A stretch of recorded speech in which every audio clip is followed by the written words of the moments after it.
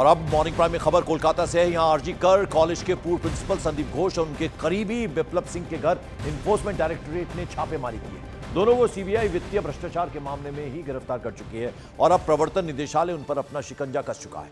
खबर है कि कुल 7 लोकेशंस हैं जहां ईडी ने रेड की है, जिसमें हावड़ा की भी एक लोकेशन शामिल है।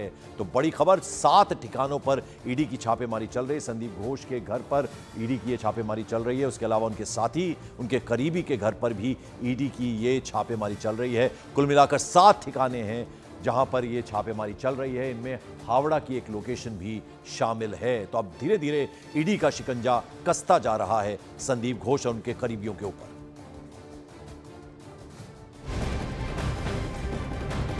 और इस बीच पश्चिम बंगाल स्वास्थ्य विभाग ने आरजी कर मेडिकल कॉलेज के पूर्व प्रिंसिपल संदीप घोष के करीबियों पर कार्रवाई की है।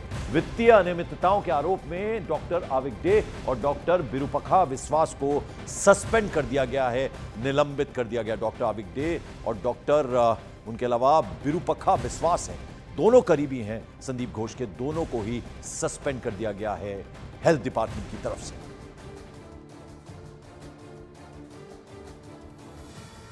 आरजी कर में जहां इस प्रकार दुर्घटना हुआ था उस और रूम को तोड़ा गया था, उस शौचालय को तोड़ा गया था और प्रयास हो रहा है कि पहले से तय था कि उसको तोड़ने के लिए और सरकार की अनुमति थी, लेकिन 9 तारीख को घटना हुई और 10 तारीख को वहाँ की सुपार, वहाँ का रजिस्ट्रार, इन्होंने रातों रात ये ऑर्डर पास किया कि ये बिल्डिंग को तोड़ा जाए और रातों रात तोड़ दिया गया।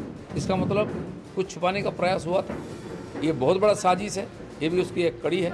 मुझे लगता है कि धीरे धीरे ये सारा कड़ी खुलेगी और सब सच्चाई सामने आएगी। और कोलकाता में ट्रेनी डॉक्टर के साथ रेप और हत्या के मामले में एक और बड़ी खबर आ रही है। खबर यह है कि इस केस में सीबीआई की जांच अब अपने आखिरी पड़ाव पर पहुंच चुकी है। अब तक की तफ्तीश में संजय रॉय को ही वारदात का मुख्य आरोपी बताया गया है। खबर है कि सीबीआई के पास संजय रॉय को लेकर कई सारे सबूत इकट्ठा हो गए हैं और जो इंफॉर्मेशन मिल रही है उसके मुताबिक डीएनए रिपोर्ट सीबीआई के पास पहले ही आ चुकी है, जिसको फाइनल ओपिनियन के लिए एम्स भेजा गया था। यहां एम्स के डॉक्टर्स का एक पैनल था जिन्होंने डीएनए रिपोर्ट का बारीकी से अध्ययन कर लिया है और अब फाइनल रिपोर्ट जल्दी ही सीबीआई को भेज दी जाएगी। सूत्रों का यह भी दावा है कि डीएनए की फाइनल ओपिनियन के बाद ही सीबीआई इस मामले में जांच को अपने नतीजे तक पहुंचा देगी। साथ ही सूत्रों से यह भी जानकारी मिली है कि ट्रेनी डॉक्टर के साथ रेप और हत्या के मामले में केवल और केवल संजय रॉय ही शामिल था, ना कि कोई और शख्स। आपको बता दें कि सीबीआई इस मामले में अब तक 100 लोगों के बयान दर्ज कर चुकी है। और इस बीच पश्चिम बंगाल के गवर्नर सीवी आनंद बोस ने पीड़ित डॉक्टर के माता पिता से मुलाकात पर एक बड़ा बयान दिया। सीवी आनंद बोस ने बताया कि पीड़िता के माता पिता ने कुछ ऐसी बातें बताई हैं जो बहुत ही हृदय विदारक हैं और जिनकी जानकारी उन्होंने गृह मंत्री अमित शाह को भी दे दी है। Parents have told me certain things which is very, very heartrending. They also gave to me in writing that I have taken up with the Honorable Home Minister. Within 2 days we have started seeing action.